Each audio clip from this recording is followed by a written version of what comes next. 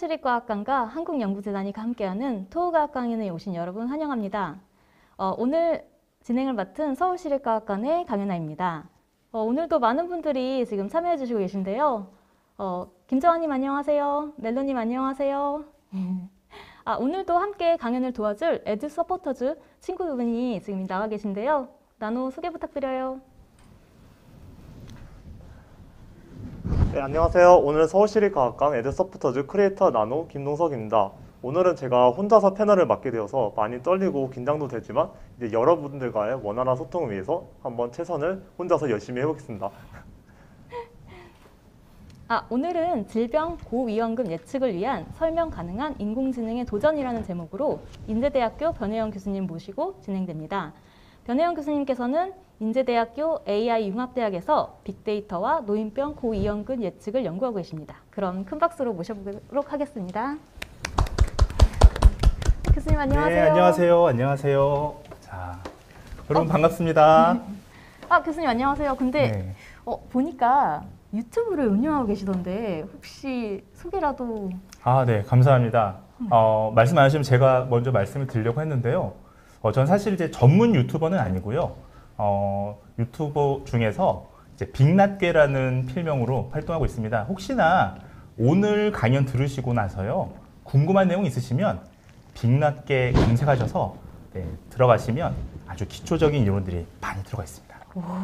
뭔가 예사롭지 않은 그 제스처. 네, 좋아요. 그러면은 강연을 시작해 볼까요? 네.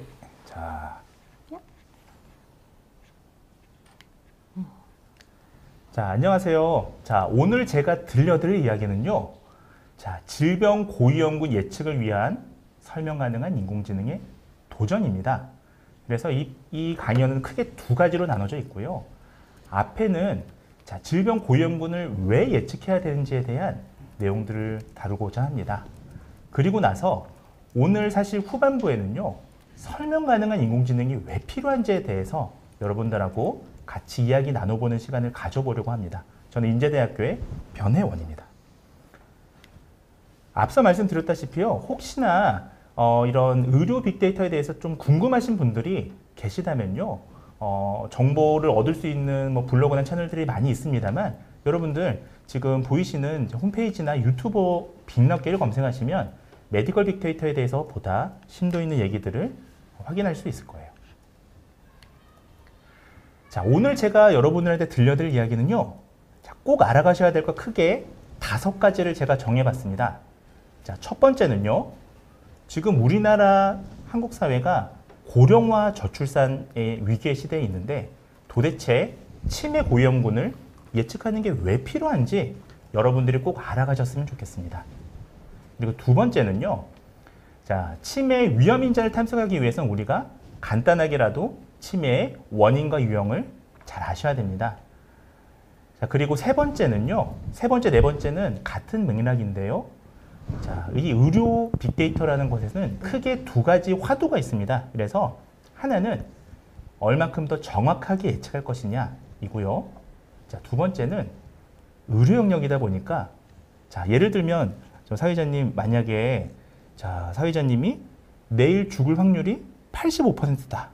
라는 말을 들으시면 여러분 저기 사회자님은 어떻게 생각하시겠어요?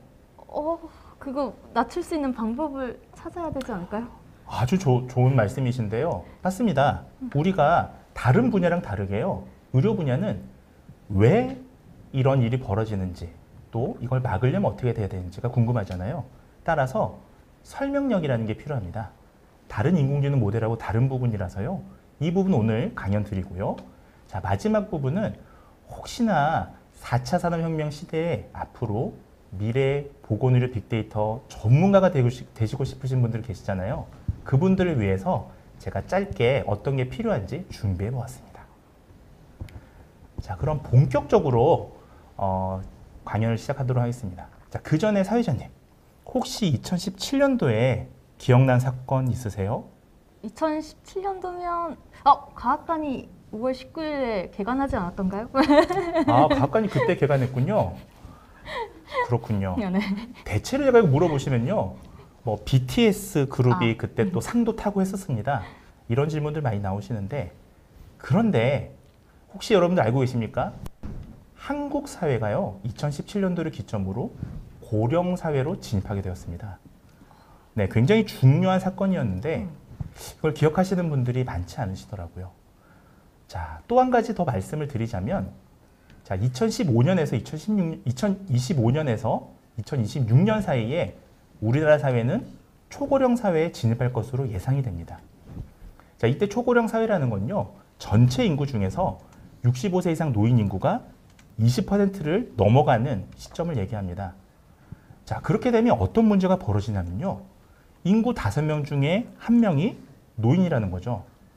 자, 이 문제에 대해서 제가 이렇게 강연을 하면 대다수 사람들이 이렇게 얘기를 합니다. 아니, 노인이 많이 느는 거랑 젊은 나랑 무슨 관계가 있느냐라고 얘기하시는데 그렇지 않습니다. 지금 보시다시피 노인 인구가 많아진다는 건 세금이 굉장히 이제 많이 지출될 가능성이 높은데요. 네, 그 중에 하나는 자, 노인 진료비입니다. 사실 보면 지금 2017년을 기준으로요, 약 한 전체 의료비의 40%가 노인 진료비를 차지하고 있습니다. 그러니까 노인 총 진료비 대비 노인 진료비가 40% 가까이 차지하는 겁니다. 자, 그 중에서도 만약 잘 낫지 않는 만성질환 같은 질병들은요, 끊임없이 노인 의료비를 증가시키는 주요 원인이 되고 있죠. 자, 그래서 결국 노인이 는다는 건 자, 한국 사회에 그만큼 필요한 재정도 많이 들고요. 결국은 그게 젊은 세대를 할지라도 체감할 수 있는 그런 부분들인 거죠. 자, 지금 우리나라 지역별 고령화를 현 시점에서 살펴보시면요. 자, 이건 이제 2019년도 정도 자료인데요. 자, 이게 고령화의 속도가 다 평균적으로 똑같이 2025년에 초고령 사회로 진입하는 게 아닙니다. 이미요, 전라남도 같은 경우는 2014년에 초고령 사회로 가장 먼저 진입했고요. 자, 전라남도 같은 경우는 2045년에는 노인 인구 비율이 약 45%를 넘는 것으로 예상이 됩니다. 10명 중에 거의 절반이 노인 인구라는 거죠. 자, 그럼 서울은 여러분들이 잘 체감을 못 하시는 경우가 많은데, 자, 서울은 전국 비율하고는 굉장히 유사합니다만, 문제는 서울은 우리나라에서 인구가 제일 많은 지역이잖아요. 따라서 서울이 이제 늙어간다는 건 우리나라의 전반적으로 모든 인구가 늙어간다라고 이제 보시면 되겠습니다. 자, 그래서 지금은 다소 좀 지역별 편차가 굉장히 큽니다. 그래서 다소 조금 젊은 인구가 많이 사는 비율도 지역도 있고요. 그렇지 않은 지역도 있는데, 자, 다음 그림 한번 보시죠. 이게 얼마큼 심각해졌냐면 2014년도에 자, 저 지도 보이시죠, 여러분들? 마치 여름 같잖아요. 파릇파릇한 여름 같은데 지금 불과 한 26년 만에 지금 보시다시피 2040년에는 자, 인구 고령화가 저렇게 지도가 바뀔 것으로 예상이 됩니다. 이쯤 되면요, 사실 내가 젊은 지역에 살고 있다라는 게 사실상 이제 크게 체감되지 못할 가능성이 높습니다. 자, 그러면 혹시 사회자님, 그 노인분들이 가장 필요로 한 게 한 2가지 정도를 말씀을 많이 하시는데 혹시 뭔지 아십니까? 교통수단 같은 거? 이게 이동 편한 거동? 아, 맞습니다. 네. 보청기? 보청기랑 이렇게 주로 이제 좀 기능적인 부분을 말씀하셨는데요. 예를 들면 뭐 이런 지각이라든지요. 그다음에 이동 수단 이런 걸 말씀을 많이 하시는데 맞습니다. 굉장히 중요한 부분인데 사실 대다수의 이제 노인분들한테 그 전국민 설문조사를 한 게 있습니다. 그 자료에 따르면 크게 노인분들이 2가지 힘든 걸 많이 말씀하셨는데요. 하나는 경제적인 부분입니다. 사실 우리 그 사회 경제적으로 취약한 계층이 한국 사회에서는 고령층이 대표적이죠. 또 한 가지는 건강입니다. 자, 지금 고령층이 사실 우리나라에서 건강 취약계층이에요.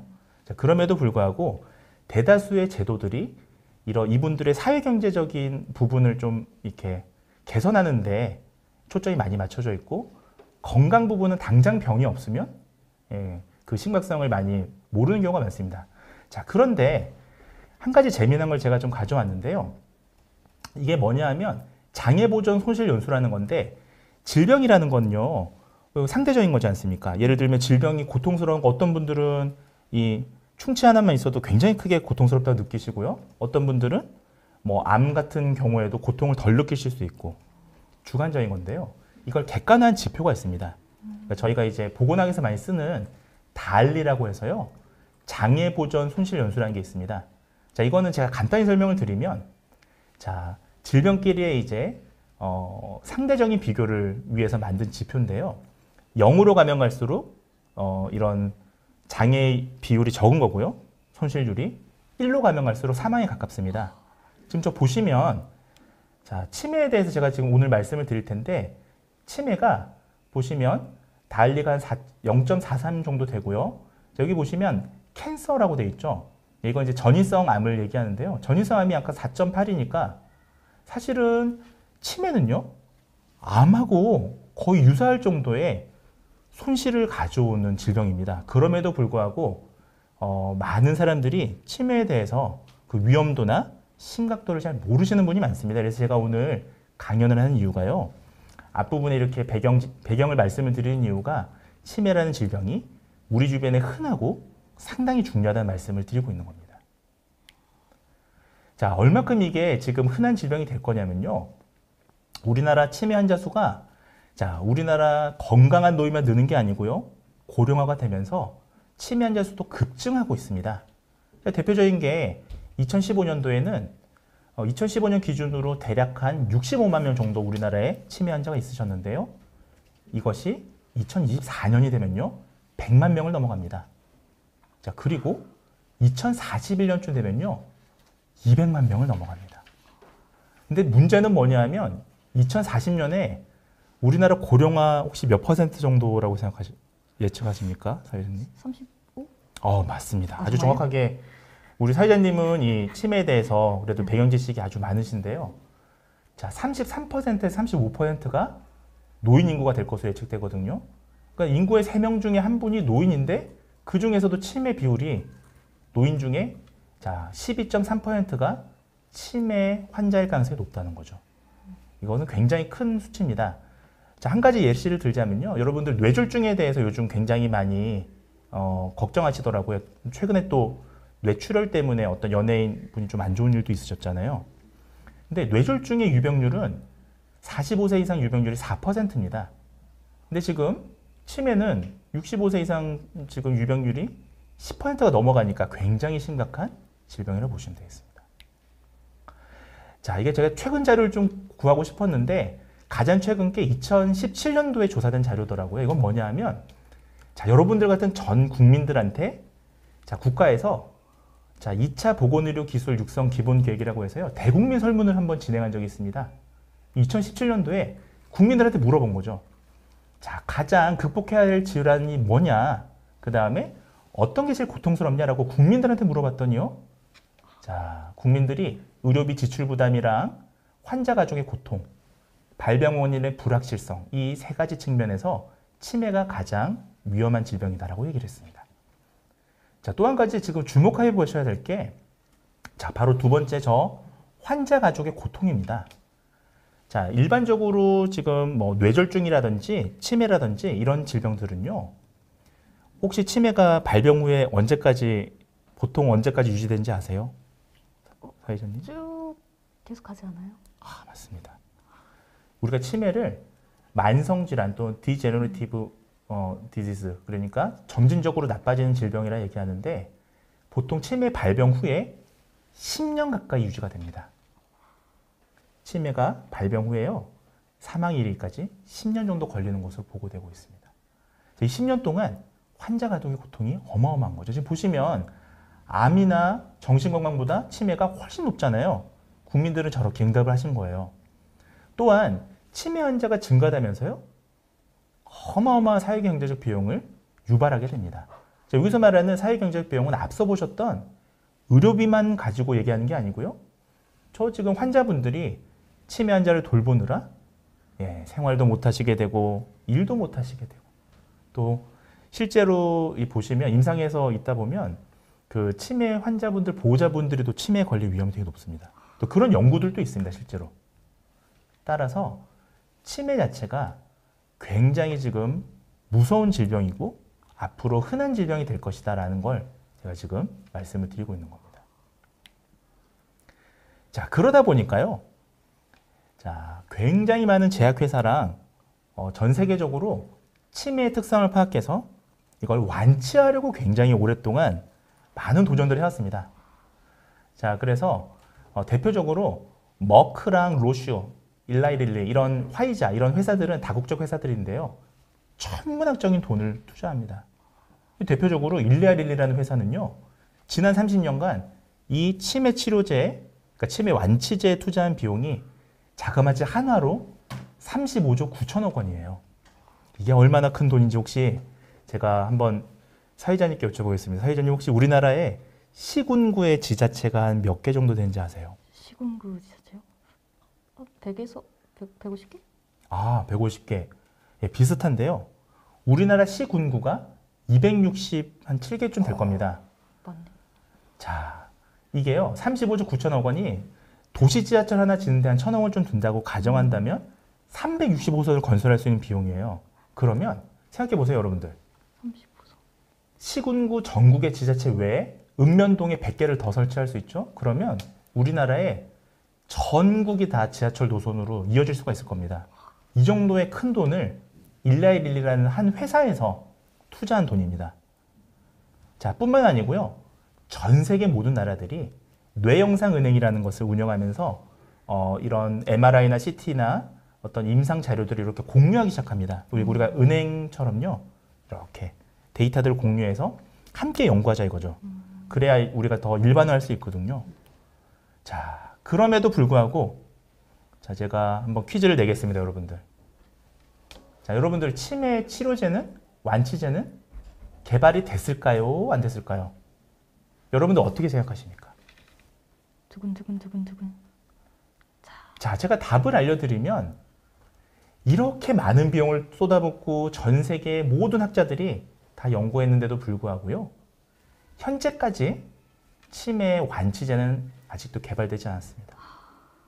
네, 안 됐을 것 같다고 지금 많이들 응답을 해주시고 계신데 그나마 성과가 한 3가지 정도 있었는데요. 좀 말씀을 드리자면 치매를 완치할 수는 없지만 우리가 조기에 발견해서 이 치매 인지적인 이런 감퇴를요 조금 늦출 수 있는 그런 약들이 개발이 됐습니다. 뭐 대표적인 게 콜린 분해 효소 억제제인 도네피질이나 갈란타민이라는 이 약명인데요. 이런 것들이 있고요. 자, 그 다음에 제일 마지막에 이제 개발된 게 메만틴이라고 하는 수용 기량제가 있습니다.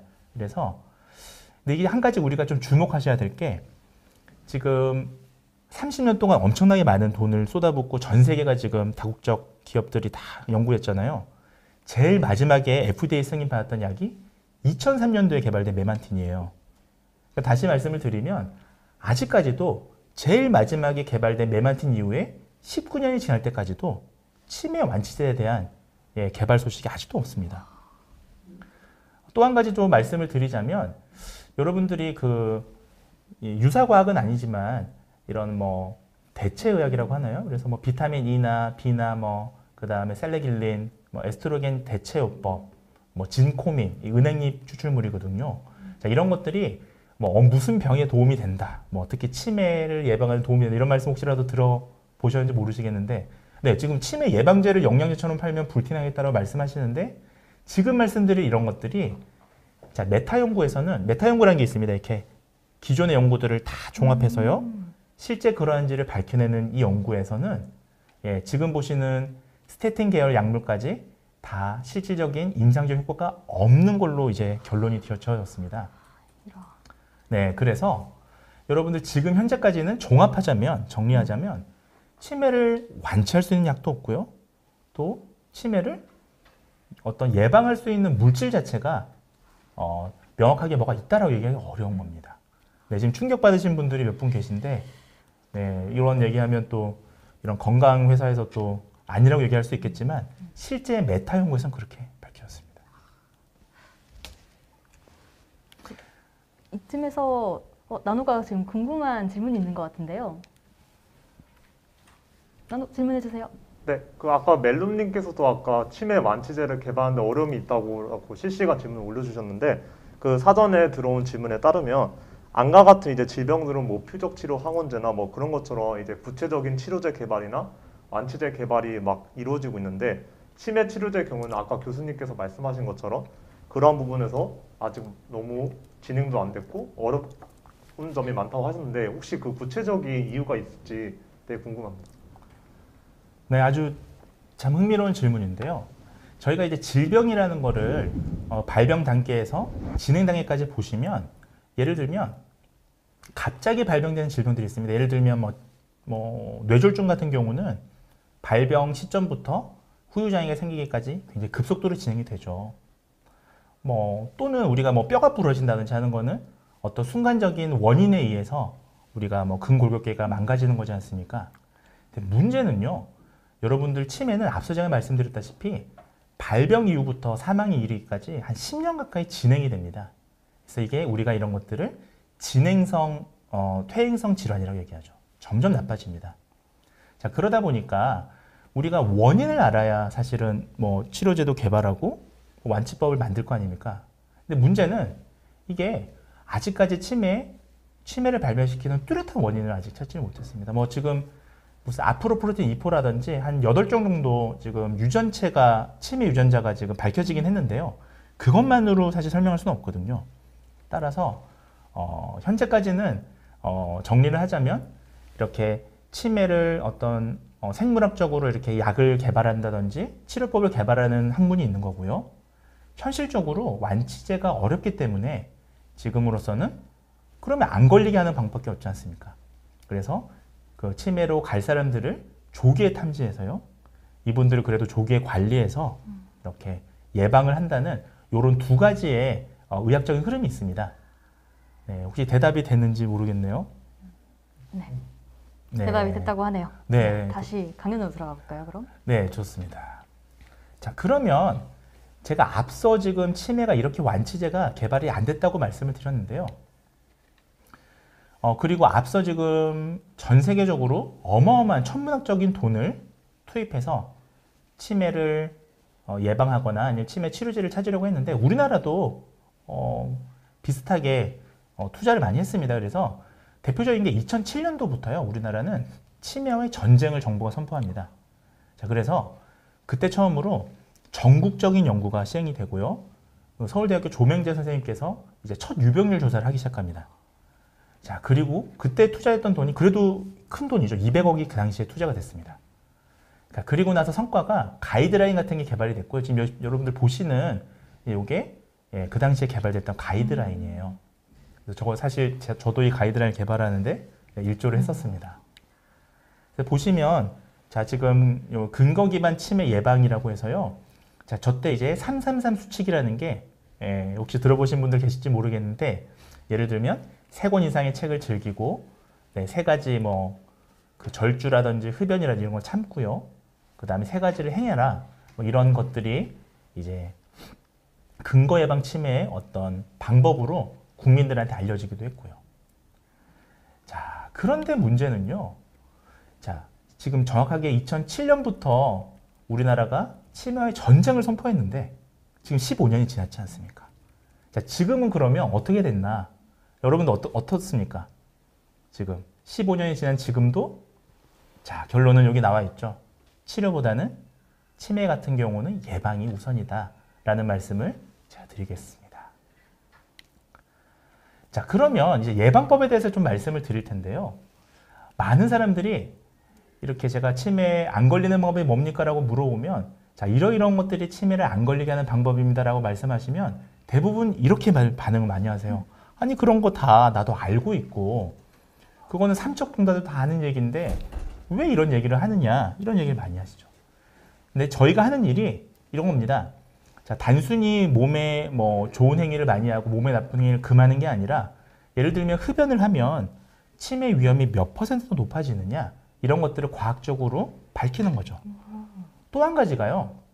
자, 제가 지금 치매는 완치할 수 있는 의학적 방법이 없어서 예방이 중요하다고 했는데, 자, 구체적으로 여러분들, 사람은요, 자, 여러 가지 건강 행위를 같이 가지고 있습니다. 예를 들면 여러분 생각해 보세요. 자, 흡연하시는 분들이 음주도 같이 하시죠. 운동도 안 하시죠. 자, 근데 또 몸에 좋은 비타민을 드시죠. 자, 그러면 이 경우에, 이런 복잡한 경우의 수에 여러분들 단순히 흡연을 하니까 마이너스 1, 음주를 하니까 마이너스 1. 근데 뭐 비타민 하나 먹으니까 다시 뭐 플러스 1 해서 뭐 위험도가 1이다 이렇게 얘기할 수는 없지 않습니까? 그래서 제가 하는 연구들은 사실 네, 맞습니다. 멀티플 리스크 팩터. 그러니까 아주 사람은 여러 가지 행위를 같이 하기 때문에 이런 여러 가지 행위를 같이 했을 때 고위험군을 보다 더 인구 집단에 가깝게 탐지하는 것이 제 연구 테마입니다. 자, 그래서 이런 것들을 저처럼 이렇게 공부하는 사람들을 뭐라고 하냐면요. 메디컬 빅데이터라고 얘기합니다. 메디컬 빅데이터 과학자라고 얘기합니다. 그래서 메디컬 빅데이터가 뭐냐 하면 크게 두 가지인데요. 하나는 이제 거의 메디컬 빅데이터를 하시는 분들의 한 9할 정도, 90%는 이제 이미지나 영상을 이용해서 어떤 질병을 탐지한 연구들을 하십니다. 대체로 또 공학자분들이 많으시고요. 저는 사실 이제 질병 연구자라서요. 저는 이제 질병 연구자로서 빅데이터를 써서 어떤 질병의 고위험군을 탐색하는 역할을 하기 때문에요. 저는 이제 어떤 고정된 어떤 영상이나 이미지보다 시시각각 변화하는 사람의 행동 패턴이라든지 건강 습관이라든지요. 그런 라이프 로그 파일이라고 그러거든요. 그래서 이런 데이터들을 주로 이렇게 이용해서 연구를 하고 있습니다. 그래서 AI라는 게 여러분들 많이 들어보셨죠? AI는 뭐 지금 모르시는 분들이 없을 정도로 여러 영역에서 쓰이는데 그 중에서 의료 빅데이터라고 하는 걸 조금 말씀을 더 드리자면 저처럼 질병을 예측하는 분들도 계시고요. 그 다음에 신약을 개발한다든지 또는 여러 가지 이제 부가가치를 뭐 컨텐츠를 개발한다든지 하시는 쪽으로 포커스가 맞춰져 있고요. 자, 우리나라에서는 아직 좀 생소하신 분들이 많으신데 미국이나 영국이나 일본에서는 이게 국가 차원에서 육성하고 있습니다. 그래서 메디컬 빅데이터 전문가라고 하면 거기에 대한 수요가 굉장히 지금 많은 게 사실입니다. 근데 우리나라에서는 아직까지 이게 공학 베이스에서 이 학과를 만들어야 될지 아니면 의학 베이스에서 만들어야 될지 아직 이런 부분들이 조금 왈가왈부한 부분들이 많아서요. 아직 우리나라에서 좀 생소한 부분들이 좀 있습니다. 빅데이터가 나온 김에 그 공통적인 질문이 한번 있었는데요. 나누가 한번 소개시켜 줄까요?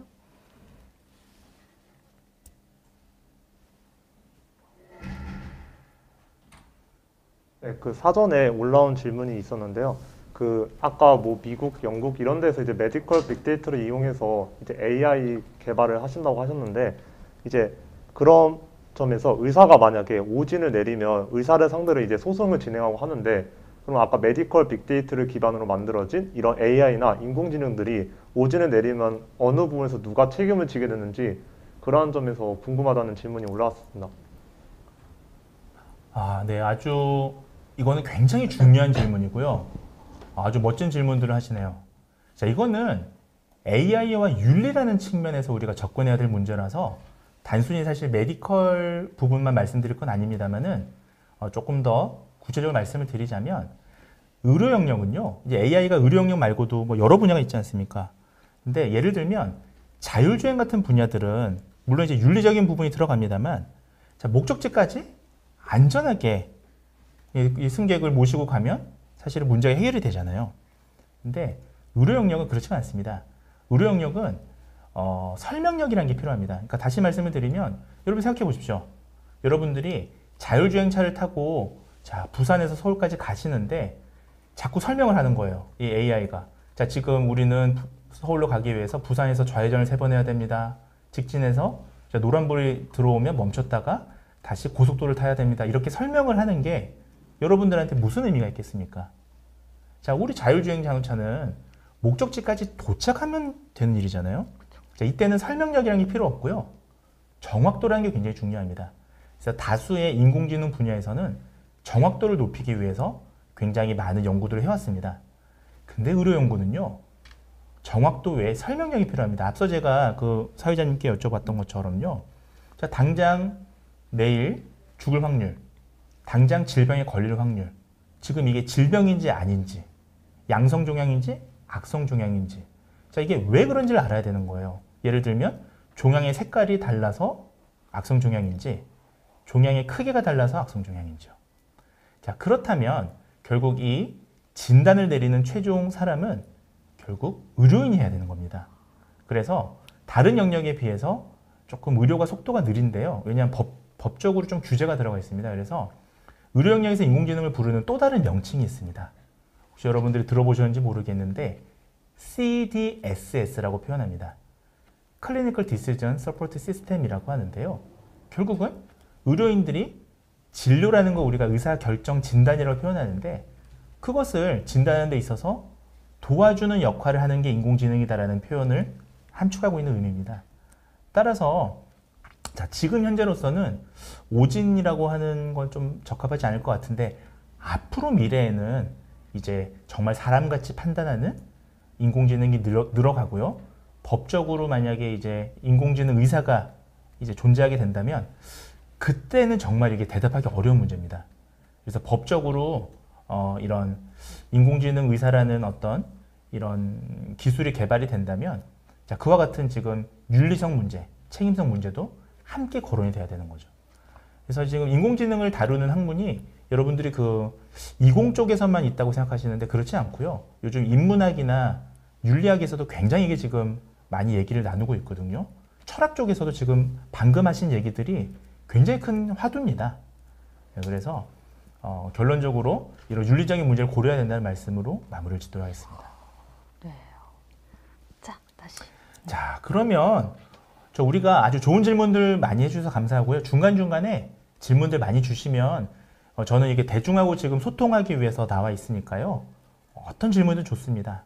네, 지금 클리니컬 디시전 서포팅 시스템. 네. 알아가시면 여러분들 꿀팁입니다. 알아가시기 바랍니다. 자, 그럼 제가 본격적으로 치매 얘기를 좀 해볼게요. 자, 우리가 치매 중에서 여러분들 자, 10% 그러니까 10명의 치매 환자 중에 진단을 하면 한 1명 정도는 자, 나을 수 있는 치매가 있습니다. 이것을 우리는 가성 치매라고 합니다. 그래서 가짜 치매인 거죠. 뭐 대표적으로 뭐 정상압 수두증이라든지요, 영양실조라든지 뭐 이런 것들이 있습니다.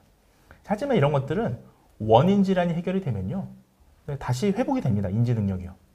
자, 그런데 우리가 말씀을 나누는 진짜 위험한 치매는 자, 위에 지금 제목이 이렇게 달려 있죠. 여러분들 이것도 좀 함께 알아가시면 지식이 될 것 같습니다. 진행성, 퇴행성, 비가역성 치매라고 부르는 게 우리가 흔히 얘기하는 실제 치매입니다. 자, 이 세 가지 용어는 사실 혼용되고 있습니다. 비슷한 의미예요. 점점 나빠지고, 자, 비가역성은 되돌릴 수 없다라는 뜻입니다. 즉, 한 번 나빠지면 완치할 수가 없다는 얘기죠. 자, 대표적으로 이와 같은 치매는 알츠하이머병, 전두축두역 치매, 루이치 치매, 클로리패치 야구병 같은 이제 프리온 질환 이런 것들이 있습니다. 간단히만 말씀을 드리면요. 자, 알츠하이머 치매 너무 잘 아시니까 넘어가고요. 전두축두역 치매는 아마 들어보신 분들 많이 없을 텐데 이걸 조금 다른 말로 부르는 용어가 별명이 초록의 치매라고 하면 조금 아시는 분들이 많더라고요. 자, 초록이라는 의미는 자, 60세 이상, 보통 65세 이상 노인에서 치매가 발병을 하잖아요. 그런데 40대나 50대에도 치매가 발병한 경우가 생깁니다. 자, 근데 그때의 치매는 자, 알츠하이머병하고는 조금 다른 특성의 치매인데요. 자, 소위 좀 간단히 말씀을 드리면 우리 뇌 속의 앞쪽을 전두엽이라고 하고요. 뇌 옆쪽을 측두엽이라고 합니다. 자, 근데 일반적으로 알츠하이머병은 이 측두엽부터 손상이 되는데요. 전두축두엽 치매라는 이름에 들어가 있다시피 전두축도부터 이렇게 나빠집니다. 그래서 이 전두축도하고는 뭐가 문제가 있느냐? 간단히 말씀을 드리면 전두엽이 하는 일은 아주 고차원적인 계획 같은 걸 담당하고요. 또 한 가지가 감정적인 걸 담당합니다. 그러다 보니까 이 초록의 치매인 분들이 대체로 어떤 특성을 보이시냐면 갑자기 성격이 180도로 바뀌세요. 예를 들면 점잖았던 분들인데 어느 순간 욕을 하신다든지 막 흉폭해진다든지 하는 분들은 실제로 병원에 오시면 전두축두엽 치매로 진단받는 경우들이 있습니다. 유병률은 높지는 않지만 자, 이와 같은 것들이 이제 있고요. 루이치 치매는 간단히 말씀드리면 혹시 파킨슨병 들어보셨습니까? 약간 네. 들어본 것 같긴 해요. 네. 네, 파킨슨병 하면 잘 모르시는 분들도 여러분들 1996년도에 아틀란타 올림픽 때 그 성화 주자로 나오셨던 분 혹시 기억나세요? 자, 힌트를 드리자면 복싱 선수셨습니다. 무하마드 알리라는 복싱 선수가 이렇게 성화를 이렇게 떨면서 이렇게 들어오셨죠. 자, 그래서 파킨슨병을 실제로 이제 투병하셨는데요. 그 파킨슨병 때문에 생기는 치매라고 해서 네, 파킨슨 치매라고 부르기도 합니다. 물론 이제 조금 그 특성이 좀 다르긴 합니다만 제가 여러분들한테는 그냥 파킨슨 치매라고 설명을 하고 있습니다. 네, 그래서 루이치 치매라는 게 있고요. 자, 그다음에 클로이페치 야구병은 아마 여러분들은 모르실 텐데 아마 사회자님은 기억하실 수도 있는데 우리 그 이명박 대통령 시절에 왜 광우병 사태 혹시 기억나시나요? 네. 그래서 클로이펠치 야구병은 광우병의 한 종류인데요. 이게 유병률이 높지는 않습니다. 한 우리나라에 매년 몇 명 정도 발병할 거라고 생각하세요? 우리나라에도 발병되고 있나요? 아, 네, 있습니다. 이게 정말요? 그 저희가 이제 그 의료보험 자료를 보면 저런 그 수를 파악할 수가 있거든요. 제가 또 빅데이터를 하니까 네, 이건 알고 있는데요. 저는 그때 이후로 없어졌다고 생각했어요. 좀 이제 다 됐구나라고 생각했는데 아, 그렇군요. 아직도 있었는데 이게 수면 위로 안 올라온 그런 거였군요. 네, 왜냐하면 유병률이 되게 좋습니다. 한 200명이 채 안 됩니다. 한 20명에서 200명 사이가 이제 매년 왔다 갔다 하는데요. 신규 확진자가요, 그러니까 발병자가요. 그래서 사실은 광우병 때문에 치매가 걸리는 이 비율 자체는 이론적으로는 있습니다만 실제 환자는 많지는 않습니다. 하지만 이 역시도 대표적인 되돌릴 수 없는 비가역적인 치매라고 보시면 되겠습니다. 자, 그럼 여러분들 이제 궁금하신 게, 자, 치매 그러면, 자, 이 비율이 그럼 얼마큼 되느냐. 지금 보시는 건 우리나라 데이터는 아니고요. 자, 이제 쿠밍스라는 이 분이 아주 유명하신 분이신데, 이게 이제 이분이 얼마큼 유명하시냐면 치매를 진단하는 기준을 하나 만드신 분이세요. 그래서 이게 이제 대체적으로 전 세계의 경향을 보면 제일 많은 게 알츠하이머 병이고요. 두 번째로 많은 게 혈관성 치매고요. 나머지 이제 말씀드렸던 뭐 루이치 치매라든지 이런 것들은 한 10%를 넘지 않습니다. 다 합쳐도요. 근데 우리나라는 좀 혈관성 치매의 위험이 높습니다. 왜냐하면 오늘 수업에서는 오늘 강연에서는 다루지 않을 거라서 제가 간단히만 말씀드리면, 자, 왜 혈관성 치매가 높을까요? 우리나라에서는. 혹시 음주 문화랑 관련 있는 거 아닌가요? 아, 맞습니다. 또 우리나라 사람들은 음주하시면서 또 맵고 짠 거 많이 드시잖아요. 안주를요, 하필이면. 그래서 우리나라가 좀 혈관성 이 치매 위험이 높은 이유가, 혈관성 치매는 뇌졸중하고 관계가 있습니다. 자, 그래서 우리가 특히 맵고 짜게 먹기 때문에 고혈압도 조금 우리나라 사람들이 높고요. 거기에다가 음주까지 이렇게 하시게 되면, 네, 하필이면 이 뇌혈관이 터지거나 막혔는데 그 부분이 만약에 기억을 담당하는 부분이라면 혈관성 치매가 발병할 수가 있습니다. 자, 그러면 근데 정확하게 말씀을 드리면 이제 가장 많은 비율을 차지하는 알츠하이머 치매 같은 경우는, 자, 여러분들 저희는 지금 제가 오늘 질병 고위험군을 조기 예측한다는 게 이제 주제라고 말씀을 드렸잖아요. 정확하게 알츠하이머 치매를 확진하려면요, 사실 부검을 통해서 확진을 해야 됩니다. 이때 이제 세 가지 기준이 있는데 이건 간단히 말씀을 드리면, 자, 여기 보시면 뇌가 위축돼 있다고 해서, 자, 여기 지금 이게 뇌실이라는 부분인데요. 이게 실제로 지금 잘 모르시는 분들이 보면 차이를 못 느끼시겠지만 제가 뒤에서 좀 설명을 드릴게요. 여기 지금 사실 공간이 커져 있습니다. 이게 공간이 커진 게 아니라 사실은 뇌가 줄어들면 이 공간이 커져 보입니다. 자, 이 뇌 위축이 있어야 되고요. 두 번째는 노인반이라고 해서, 자, 이런 반점이 있어야 되고요. 자, 신경섬유 농축제라고 해서 이런 아밀로이드 농축제가 발견이 돼야 되는데, 자, 문제는 이건 뇌 부검이지 않습니까? 그래서 이미 사망한 이후에, 자, 확진을 질 수가 있는 겁니다.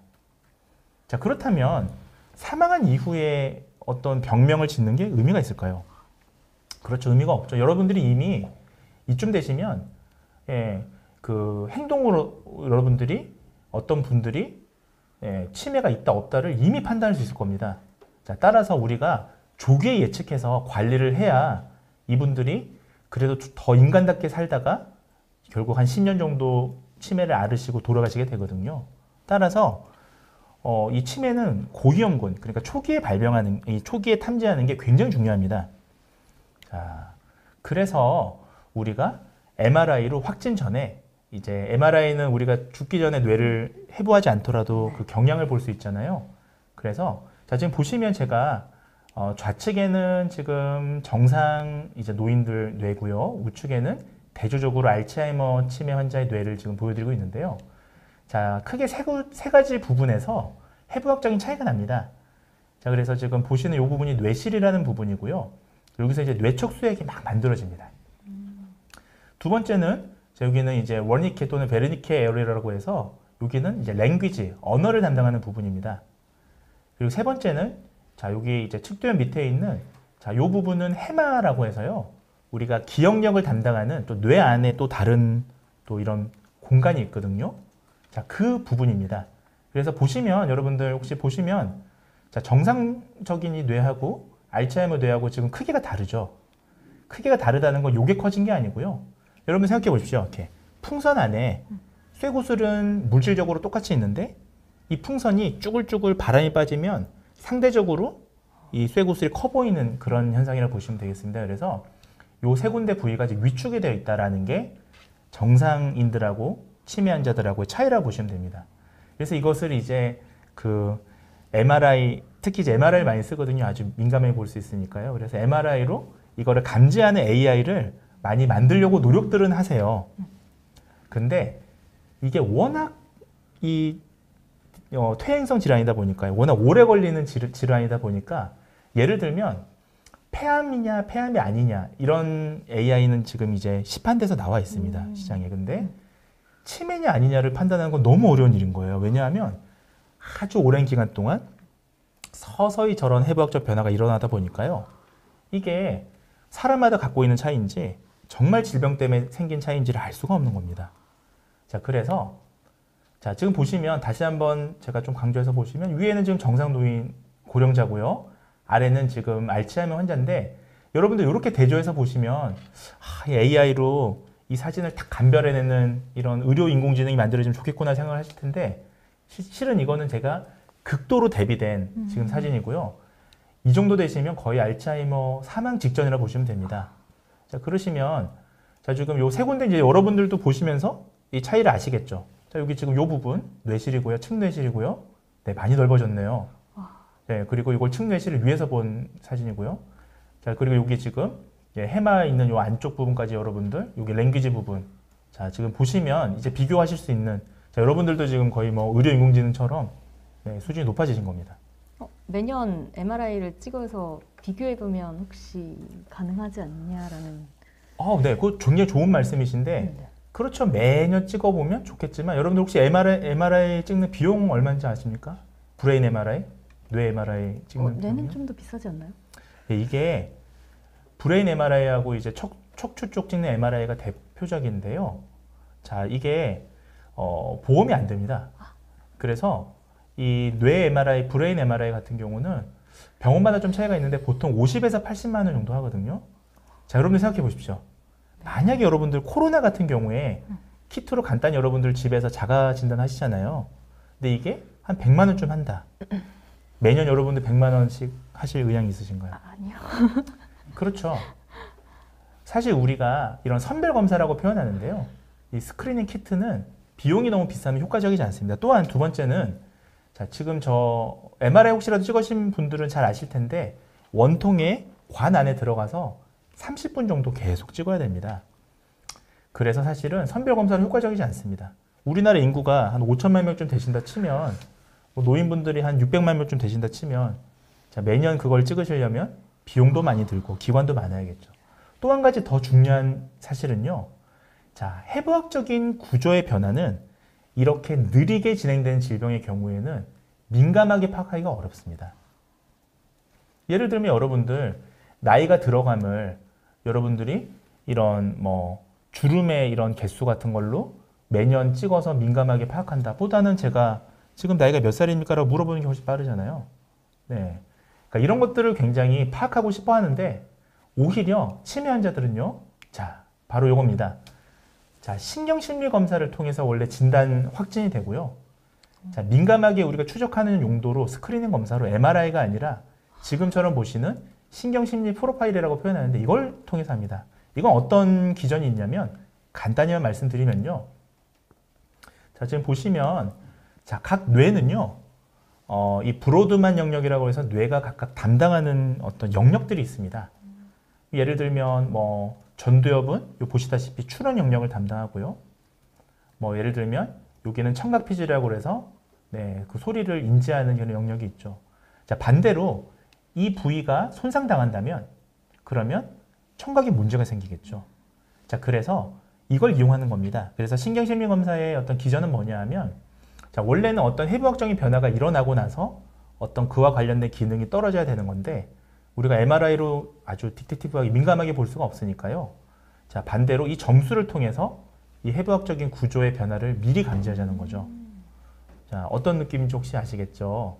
자, 그래서 신경심리 검사가 중요하고요. 그래서 저는 이제 대부분 많은 분들이 이제 MRI 영상을 통해서 의료인공지능을 개발하려고 하시는데 저는 그래서 이 신경심리 검사를 기본적으로 이용하고 있고요.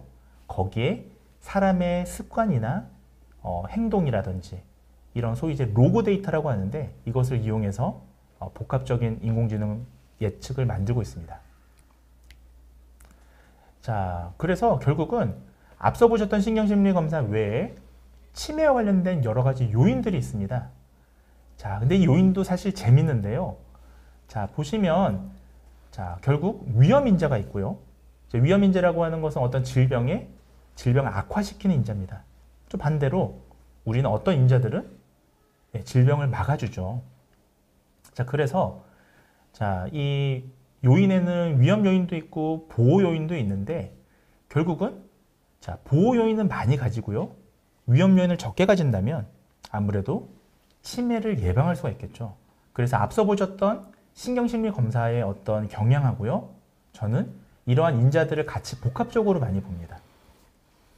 자, 또 한 가지 말씀을 드리자면 자, 여기 보시면 자, 치매의 지금까지 위험 요인으로 알려져 있는 것들이 대체로 이와 같습니다. 보시면 자, 메타 연구를 통해서 밝혀진 것들이 자, 뭐 고령부터 시작해서 신장질환, 뇌질환까지 치매를 유발시키는 위험 요인이라고 알려져 있는데요. 자, 문제는 지금 보시는 요 고령이나 치매 가족력이나 유전자는 제가 바꿀 수 있는 게 아니잖아요. 네, 제가 뭐 바꾸고 싶다고 해서 제 가족이 치매가 걸려 있는 걸 제가 바꿀 수는 없죠. 자, 아프로프로테인 2포는 대표적인 치매 유전자입니다. 근데 이 치매 유전자를 제가 안다고 해서 그걸 바꿀 수 있는 건 아니에요. 반대로 제가 이렇게 붉은색으로 표시한 것들은 자, 우리가 잘 관리하면 바꿀 수 있는 그런 것들입니다. 자, 그래서 예방의학의 핵심이 그거거든요. 바꿀 수 없는 요인들은 어쩔 수 없는 거지만 최대한 바꿀 수 있는 요인들을 개선하자라는 게 예방학적인 관점인데 이것을 이제 치매 고위험군 예측에 적용을 한 것입니다. 자, 우측에 보시면 중앙치매센터의 자료인데요. 자, 대체로 예를 들면 음주를 하면 비음주자에 비해서 치매 확률이 2.2배, 자, 흡연을 하면 비흡연자에 비해서 치매 확률이 1.6배 높다라고 알려져 있습니다. 자, 그러면 이미 이렇게 위험인자에 대한 예측 확률이 알려져 있는 것 같은데 자, 어떻습니까?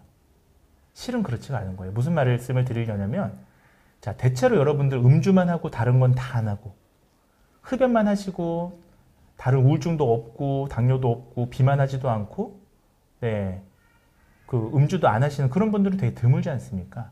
결국 우리는 이런 위험 행위들을 여러 가지를 가지고 있죠. 자, 거기에 대한 연구는 많이 없는 거예요. 저는 그런 멀티플 리스크 팩터를 연구하는 그런 연구자라고 보시면 되겠습니다. 자, 그래서 이것을 종합하자면 대체로 지금까지 있어 왔던 예방의학적 연구들의 어떤 한계점이 세 가지 정도 있는데요. 자, 첫 번째는 조금 어려운 말인데 자, 우리가 이런 분포를 가정한 스몰 데이터 분석이라고 합니다. 이런 분석에서는 정규성이나 등 분산성을 가정합니다. 자, 이건 뭐냐 하면 환자 집단하고 정상 집단하고 분포가 같아야 된다는 거예요. 자, 그런데 생각해 보십시오. 우리가 환자라는 질병 자체가 자, 정상적인 사람들 중에서 익스셉셔널한 사람들이잖아요. 그러니까 그 예외적인 사람들이잖아요. 자, 그렇기 때문에 애초에 질병 자체가 정규성이나 등분산성을 완전히 이렇게 충족하는 경우가 굉장히 드뭅니다. 두 번째는 앞서 보셨다시피 자, 앞서 대부분 연구들이 리그레이션이라고 하는 회귀 분석에 기인했거든요. 저희도 제가 그 아주대 의료원에서 연구할 때는 저도 회귀 분석에 기인해서 연구를 했었습니다.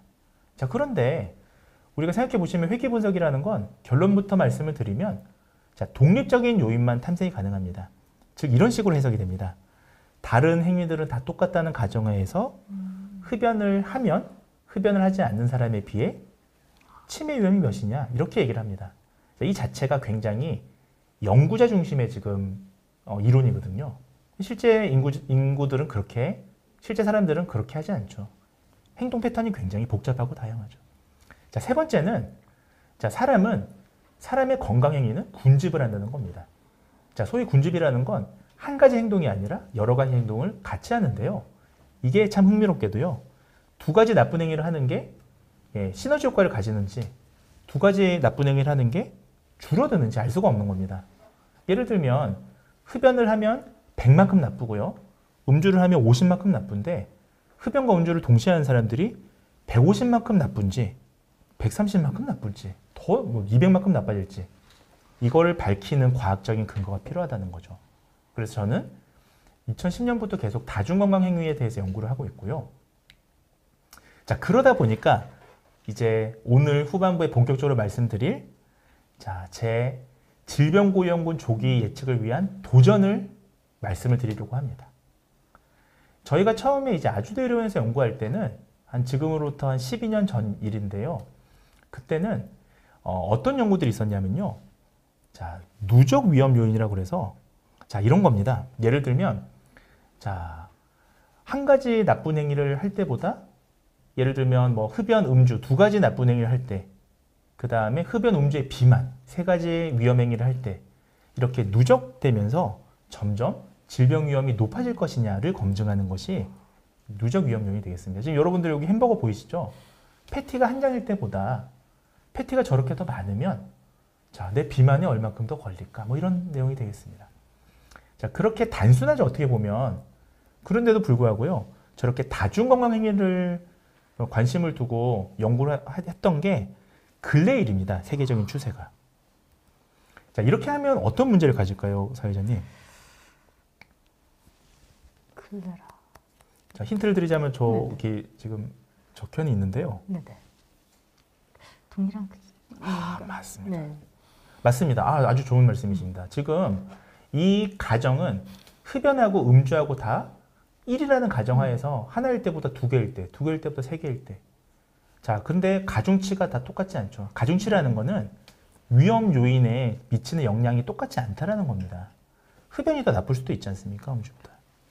그래서 했던 연구가 이제 한 2, 3년 정도 더 이후에 했던 연구는 이것도 사실은 그 당시 세계적으로 이런 연구가 많지가 않았었습니다. 그래서 지금 얘기하는 건 한 10년 전 연구 경향을 말씀을 드리는 건데요. 그래서 저희는 더미 변수라는 걸 이용했습니다. 혹시 더미 변수 들어보셨나요? 그래서 더미 약간 가짜 같은 네. 그런 거 아닌가요? 네, 비슷합니다. 네. 우리가 그 컴퓨터 공학 하시는 분들 더미 변수라는 얘기 굉장히 많이 아실 텐데 더미 변수란 건 뭐냐면 여러분들은 컴퓨터는 기계어로 얘기를 하니까 0과 1의 이 조합으로 얘기를 하잖아요. 자, 그래서 어떤 현상을 0과 1의 어떤 그 수치로 바꿔주는 걸 더미 변수라고 합니다. 예를 들면 1은 000, 2는 010, 뭐 3은 001, 뭐 이런 식으로 바꿔주는 겁니다.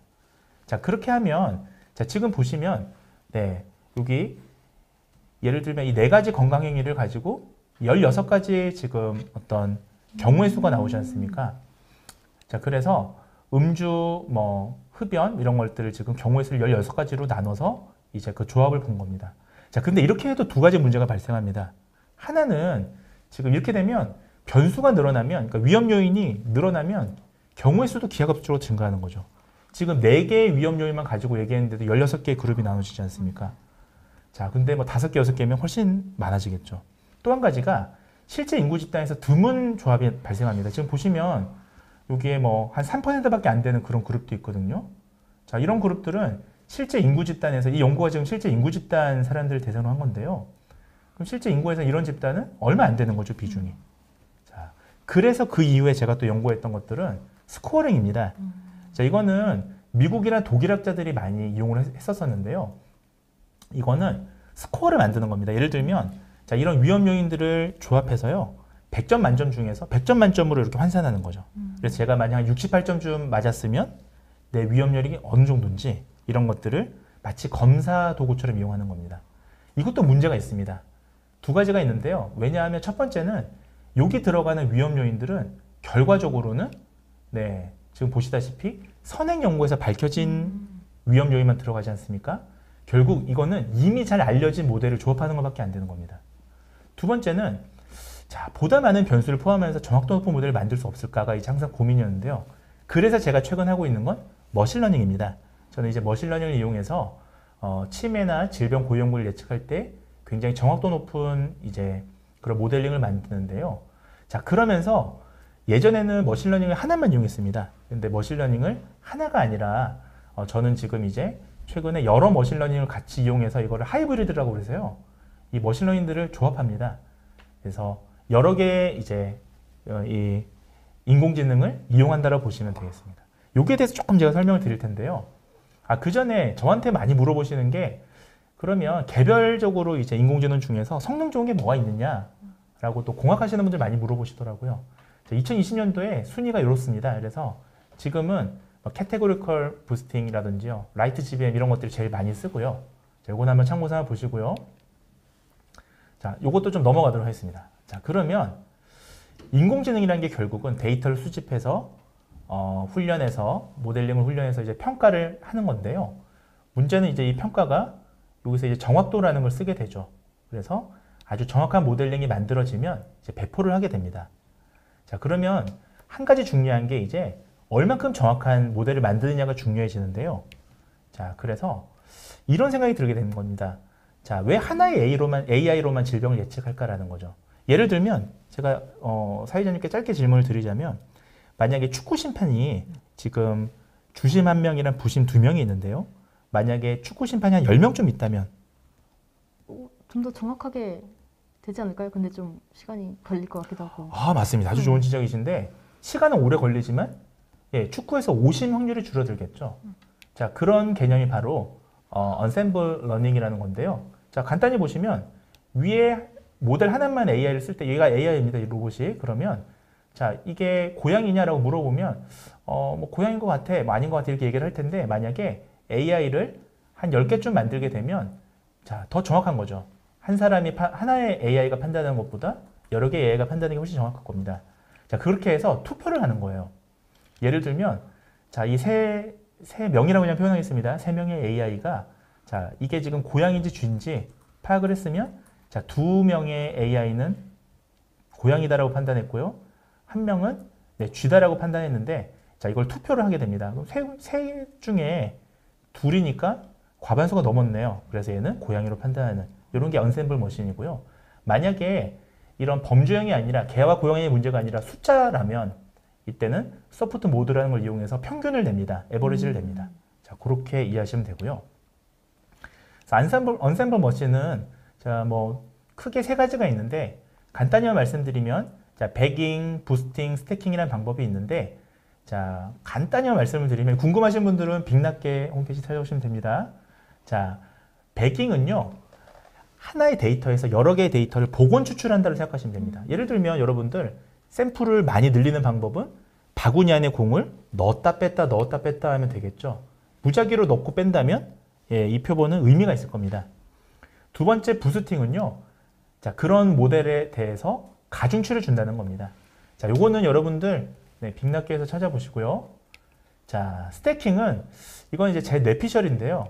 제가 쭉 공부를 해봤더니 자, 한 2015년부터 지금 제가 정확도를 높게 사용하는 스태킹 엔셈블이라는 게 이제 사용되기 시작하고 최근에는 뭐 2016년, 17년에 이제 XGBoost나 라이트 GBN이 만들어지고 있습니다. 자, 스태킹은 뭐냐면 제가 앞서 말씀드렸다시피 자, 모델을 하나만 쓰는 게 아니고요. 여러 개의 인공지능을 이렇게 쌓아서요. 예, 답을 도출하는 그런 형태라 보시면 되겠습니다. 스택이라는 말 자체가 네, 이렇게 쌓는다는 의미가 있거든요. 자, 이렇게 하게 되면 훨씬 정확합니다. 자, 그래서 예를 들면 이런 데이터에서요. 이렇게 AI를 요 모델 하나, 두 번째 모델 하나, 세 번째 하나 모델을 만들어서요. 여기서 나온 결과들을 이렇게 메타 모델에서 합쳐서 요거를 정확도를 내는 이런 기술들이 최근에 있습니다. 자, 최근에는요. 지금 아까 보여드렸던 거는 위로만 지금 쌓고 있죠. 햄버거 쌓듯이요. 근데 요새는 이게 이제 딥러닝이라는 여러분들 혹시 뭐 많이 이제 보셨을 것 같은데 이런 딥러닝 모델처럼 옆으로 쌓습니다. 패럴 스트럭처라고 하는데요. 이렇게 마치 여러분들 생각할 때 직렬하고 병렬 구조라고 생각하시면 되겠습니다. 건전지 직렬 병렬 많이 하시잖아요. 자, 이렇게 하면 더 정확해집니다. 요게 한 2019년에 이제 발견된 것들이고요. 자, 이제 그렇게 하고 나면 성능을 어떻게 이제 얘기할 것이냐? 자, 성능은 한 가지로만 얘기할 수 없다라는 걸 요거는 꼭 말씀을 드리고 싶어서요. 사람들이 정확도로만 얘기하는데 여러분들 만약에 하이브리드 차 이게 얼마나 좋냐 나쁘냐 얘기할 때 여러분들 얼마나 빨리 갈 수 있냐만 얘기하진 않잖아요. 연비로 얘기할 수도 있는 거고요. 경제성으로 얘기할 수도 있는 거죠. 그래서 AI도 마찬가지입니다. 여러분들 이제 그런 부분들을 좀 고민하시는 게 이제 공학자랑 질병학자의 좀 차이라고 보시면 되겠습니다. 자, 두 번째 이제 후반부 한 5분에서 10분 내로 말씀을 드릴 수 있을 것 같은데요.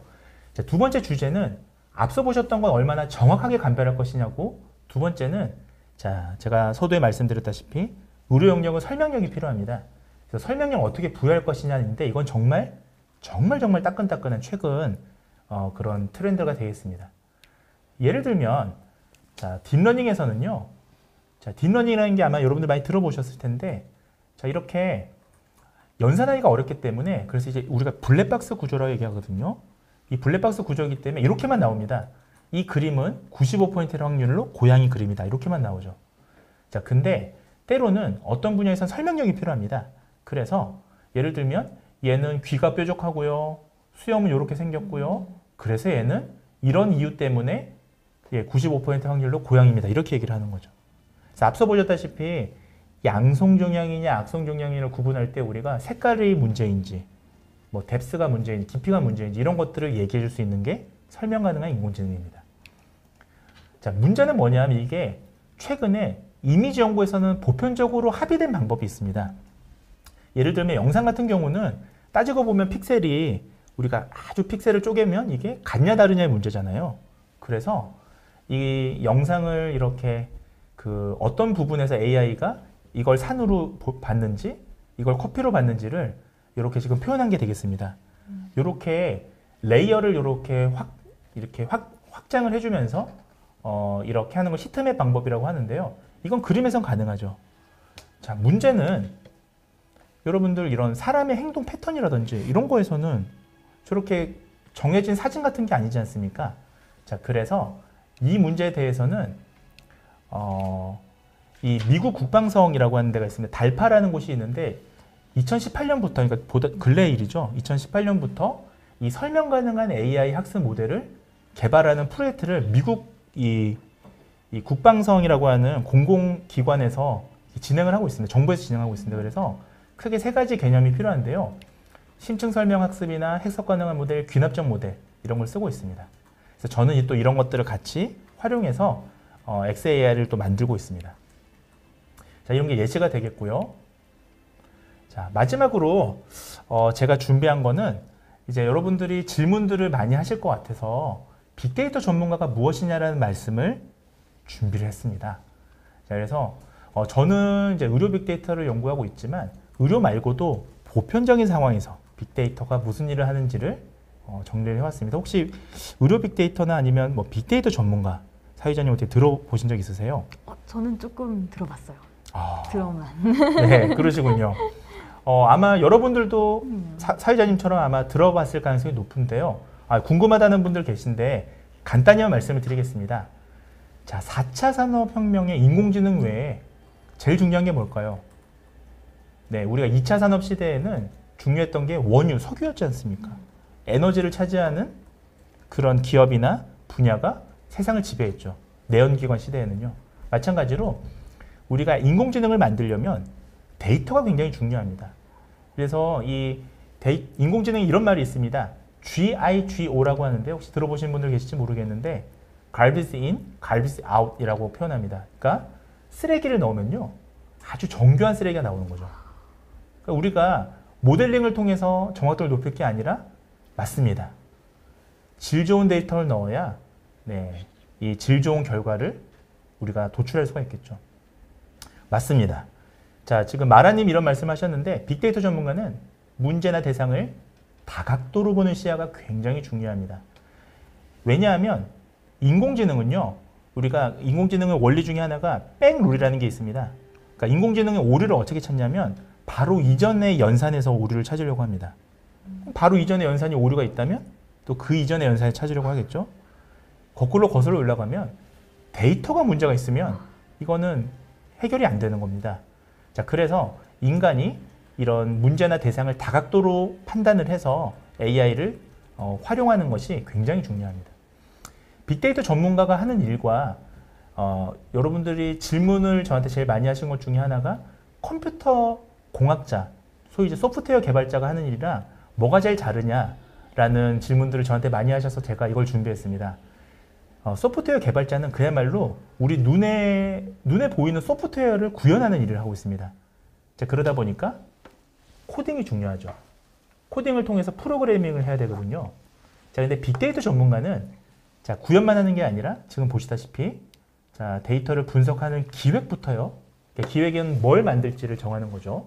그 다음에 데이터를 수집하고 데이터를 분석해서 자, 최종적으로 이것을 해석하기까지 합니다. 따라서 여러분들이 단순 이 빅데이터 전문가는 코딩만 잘해서 되는 건 아니고요.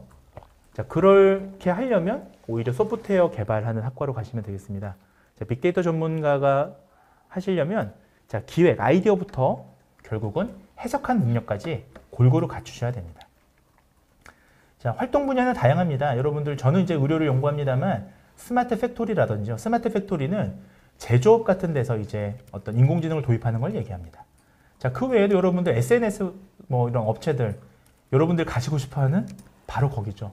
네이버, 뭐 카카오 이렇게 회사명 얘기해도 되나요? 네, 좋습니다. 이런 회사들. 자, 이런 회사들이 빅데이터 전문가를 많이 선호합니다. 그다음 의료기관, 금융기관, 게임회사 굉장히 많죠.